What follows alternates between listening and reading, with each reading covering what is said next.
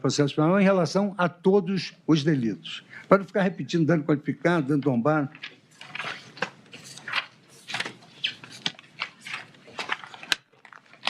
Passo agora ao penúltimo réu, Anderson Torres. Da imputação do cometimento de crime de organização criminosa armada. Como prova da prática do crime de organização criminosa armada, o MPF sustenta em síntese que o réu Anderson Torres seria membro integrante da organização criminosa instituída para a prática de variados crimes, dentre eles o golpe de Estado, e as condutas praticadas pelo réu em conjunto com outros criminosos teriam um caráter duradouro e uma dinâmica planejada e bem estruturada. A defesa do réu, Anderson Gustavo Torres, defende a improcedência do pedido em relação ao crime de organização criminosa, que eu já esclareci que os pressupostos não estão completos. Quando muito se poderia falar em concurso de pessoas para a prática de um crime que não ocorreu. O contexto das acusações com as provas acostadas aos autos, especialmente com as premissas teóricas que integram o meu voto, impõe a conclusão de que o réu Anderson Gustavo Torres não pode ser responsabilizado criminalmente nem pelo crime de organização criminosa e nem há nenhuma prova também com relação aos crimes de atentado ao Estado Democrático. A prova dos autos é inequívoca no sentido que o réu Anderson Gustavo Torres não era tão próximo dos oficiais militares com quem se reunia. Os diálogos envolvendo o réu nas reuniões com oficiais de alta patente das Forças Armadas e com representantes do alto escalão do governo federal demonstram que não houve fala determinando ou cogitando a prática de um golpe de Estado, de danos ou de qualquer outro crime. Eram manifestações de caráter institucional sobre os temas da sua pasta. Por essa razão, eu julgo improcedente esse pedido de condenação do réu pelo crime de organização criminosa, nos termos do artigo 3863, por não constituir o fato de infração penal. Da imputação de cometimento de crime de tentativa de abolição violenta do Estado Democrático de Direito do crime de golpe de Estado. Como prova da prática dos crimes de tentativa de abolição violenta do Estado Democrático de Direito e do crime de golpe de Estado, o Ministério Público Federal sustenta, em síntese, que o réu Anderson Gustavo Torres teria, na condição de ministro da Justiça e Segurança Pública, em conjunto com outros criminosos, realizado atos destinados à tomada do poder e à abolição violenta do Estado Democrático de Direito. O réu teria, em essência, apresentado em reuniões os fundamentos jurídicos para a assinatura de um decreto que viabilizaria o golpe do Estado. Teria confeccionado uma minuta de decreto que teria sido debatida na reunião de 7/12/2022 e teria se manifestado de forma contrária à lisura do processo eleitoral e às urnas eletrônicas. E teria feito uso da Polícia Rodoviária Federal para comprometer a lisura do segundo turno das eleições presidenciais de 2022, além de ter se omitido nas suas funções como secretário de Segurança Pública do Distrito Federal. A defesa defende a improcedência do pedido em relação a esses crimes de tentativa de abolição violenta do Estado Democrático de Direito e do golpe de Estado, firme no acervo probatório acostado aos autos.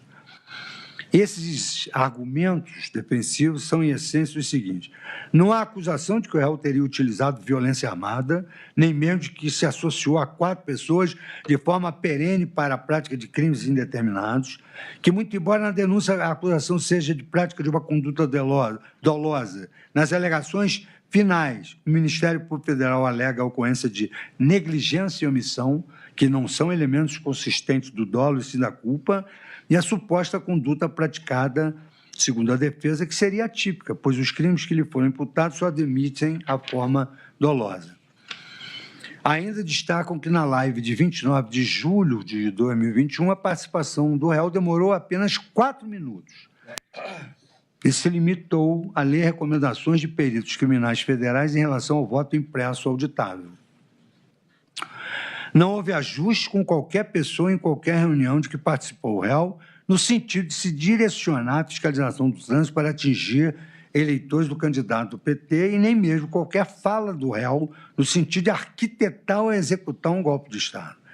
Os crimes de golpe de Estado, de tentativa de abolição do Estado Democrático de Direito, não poderiam ser realizados por quem se encontra regularmente no mandato. Como vai dar golpe de Estado contra ele mesmo? razão porque todos os atos imputados ao réu e ocorridos em 31 de dezembro de 2022 não poderiam ser considerados. No que concerne à última alegação da defesa, já abordamos esse tema nas premissas teóricas. Punir a dinâmica do autogolpe pela prática do crime de golpe de Estado fere de morte o espaço semântico permitido pelo tipo penal.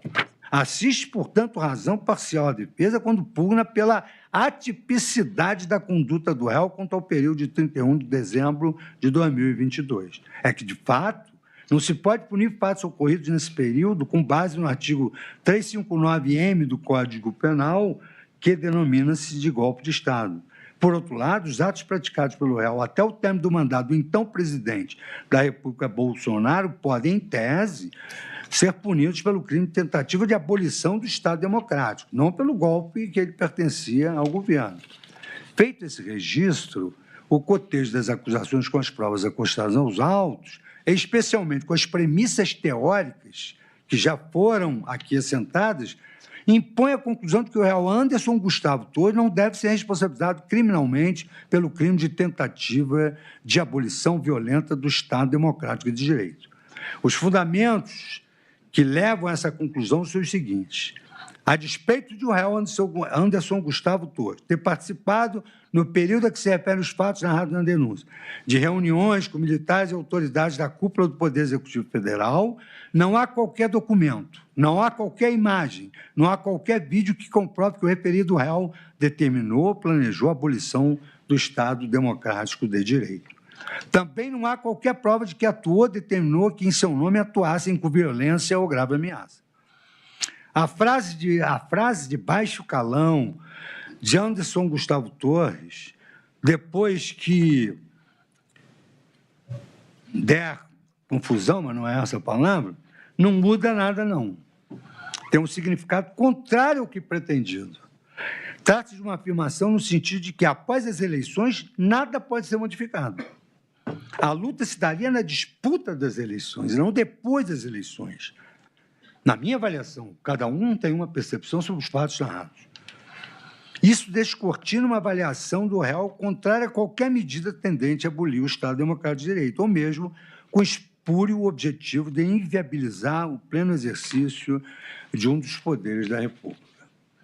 Em relação especificamente ao crime de abolição violenta do Estado Democrático de Direito, previsto no artigo 359-L do Código Penal, o Código não prevê a modalidade culposa.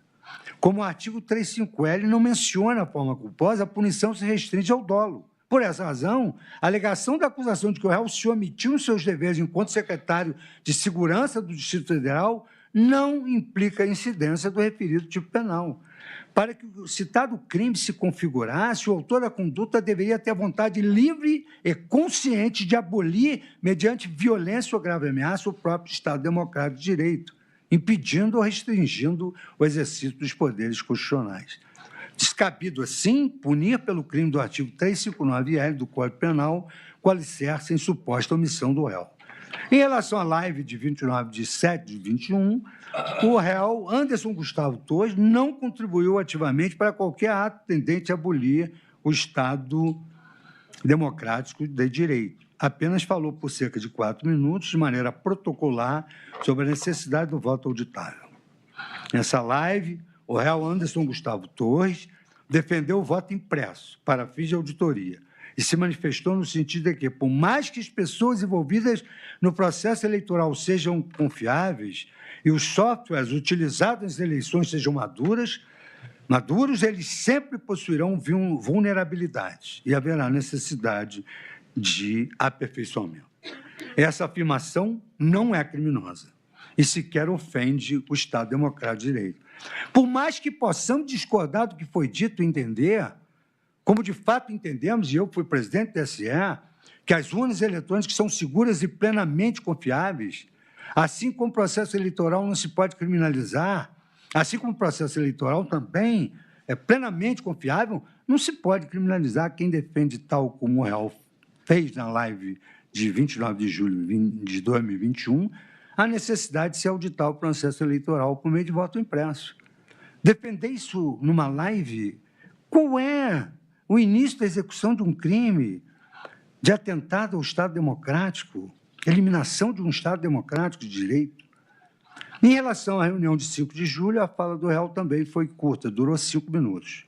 Nela, o réu usou palavras de baixo calão, mas nada disse que representasse uma tentativa de abolição violenta do Estado democrático de direito. Em relação à acusação de que o réu teria utilizado a Polícia Rodoviária Federal para impedir que eleitores do atual presidente da República fossem às urnas, ela também não procede.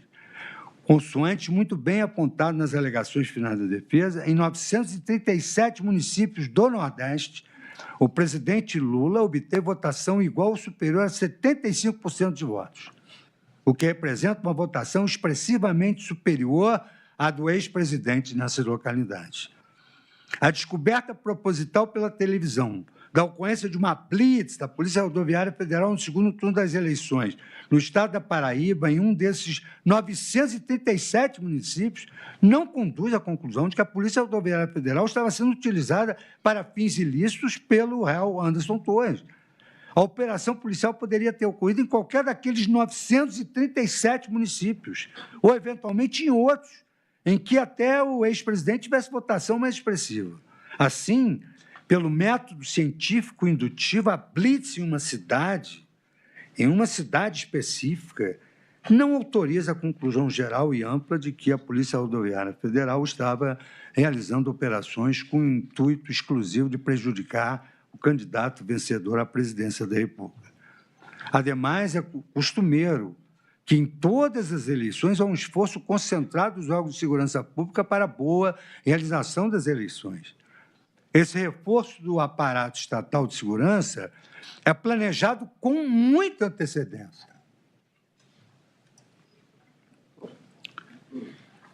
E não há qualquer prova concreta de que realmente houve um direcionamento para que só fossem atingidos nas blitz realizadas no período do segundo turno os eleitores do atual presidente da República. Nesse sentido, não se extrai da reunião de 19 de outubro de 2022 qualquer prova de que o réu tenha determinado a prática qualquer ilícito pela Polícia Rodoviária Federal, especialmente o de restringir o acesso de eleitores aos locais de votação. A frase dita por Marília Alencar de que o réu não teria sido isento na referida reunião e que meteu logo um 22 pode ter os mais variados significados, mas não conduz à conclusão inequívoca de que o réu determinou medidas concretas na reunião, exatamente para direcionar o posicionamento nas rodovias durante as eleições com viés político. Em arremate quanto ao ponto, a escolha dos pontos de fiscalização não é concentrada em Brasília. Há uma descentralização dessa decisão pelas delegacias da Polícia Rodoviária Federal espalhadas pelo Brasil, sendo posteriormente validada pelos chefes das seções de operações das superintendências com base em critérios objetivos. Os depoimentos do delegado Márcio Nunes de Oliveira, que atuou como secretário executivo do Ministério da Justiça entre abril de 2021 e fevereiro de 2022, e posteriormente como diretor-geral da Polícia Federal no final de 2022, DOC 895, do delegado Alessandro Moretti, que ocupava o cargo de diretor de inteligência da Polícia Federal em 2022, que participou das reuniões realizadas no Ministério da Justiça no contexto das eleições, inclusive a de 19/10, EDOC 895, do delegado da Polícia Federal, Caio Rodrigues Pelim, que ocupou o cargo de diretor de investigação e combate ao crime organizado da Polícia Federal entre março e dezembro de 2022, EDOC 884, do Marcos Paulo Cardoso Coelho da Silva, então chefe do gabinete do ministro da Justiça, e do brigadeiro Antônio Ramires Lourenço, secretário executivo do Ministério da Justiça durante a gestão de Anderson Torres, são uníssonos esses depoimentos, no sentido de que o réu Anderson Gustavo Torres, nas reuniões que participou, sempre adotou um tom institucional e nunca teria realizado qualquer gesto ou ação com conotação partidária ou plano insidioso com desígnio de favorecimento político. Ausente também qualquer prova de o réu Anderson Torres apresentou em reuniões os fundamentos jurídicos para assinatura de decreto que viabilizaria o golpe de Estado. O fato de ter sido encontrada uma minuta não assinada em sua residência não caracteriza o início de um ato material.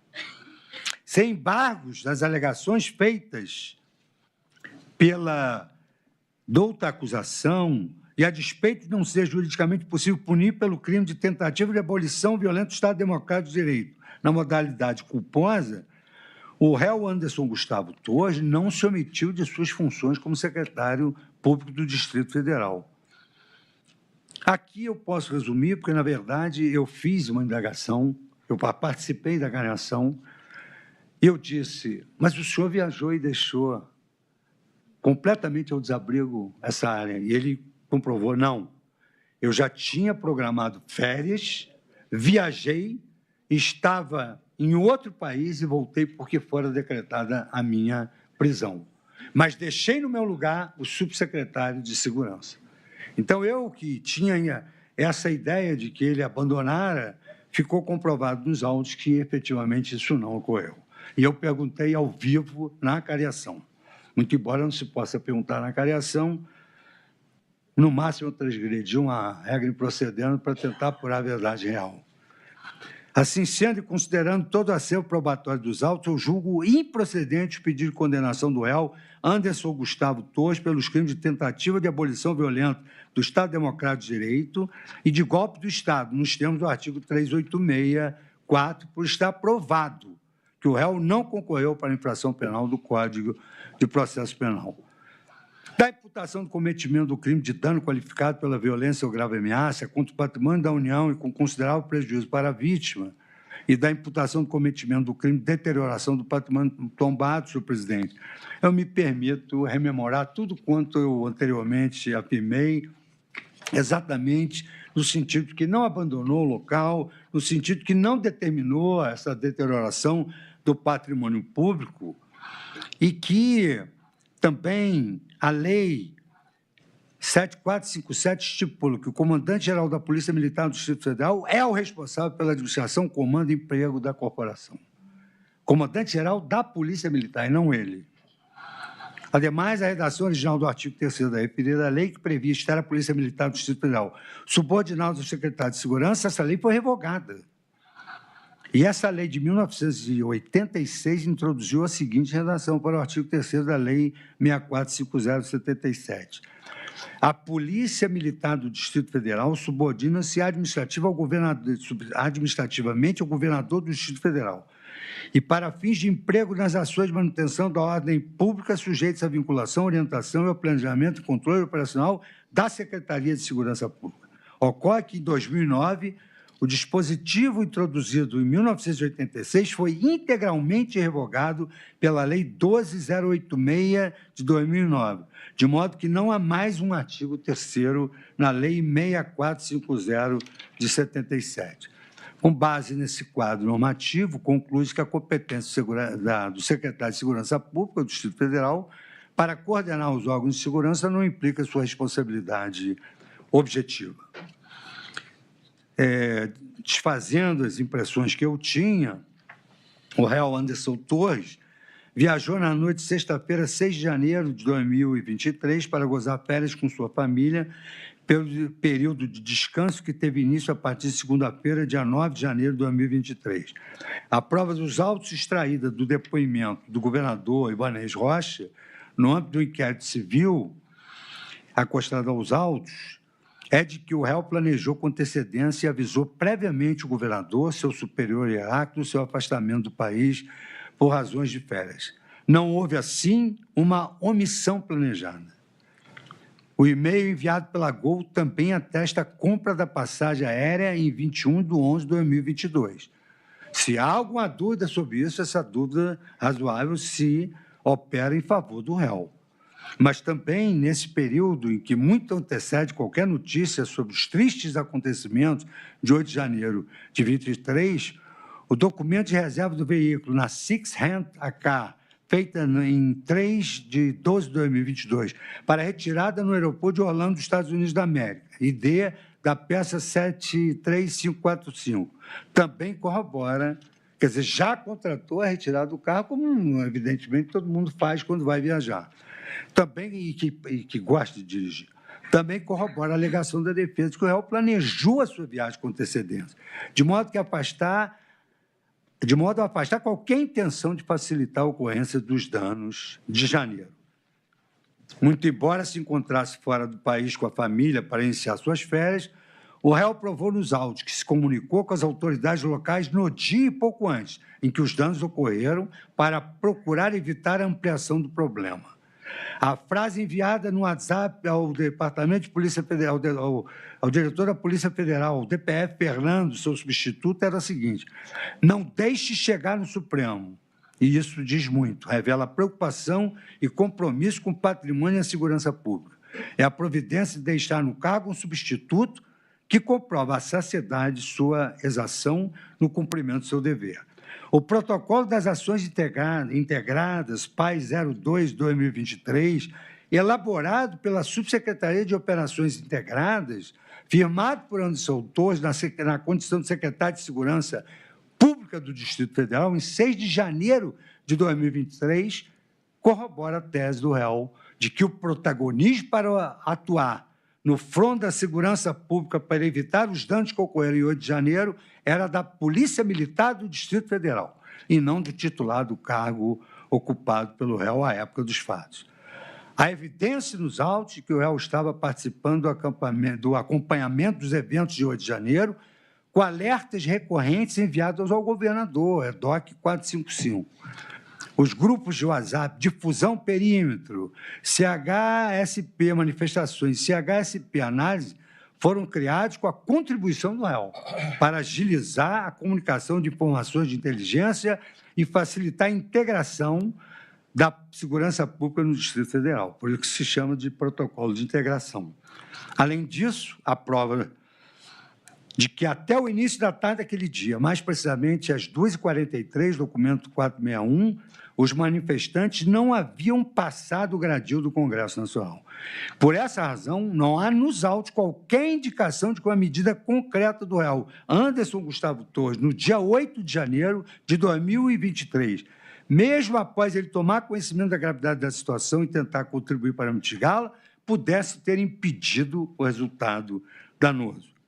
O réu demonstra que Clepson, consoante seu depoimento em juízo DOC 828, não se encontrou com ele à época das eleições e nem mesmo recebeu qualquer determinação sua para participar de um golpe de Estado ou de promover atos que isso viabilizasse. Página 58 das alegações finais do réu.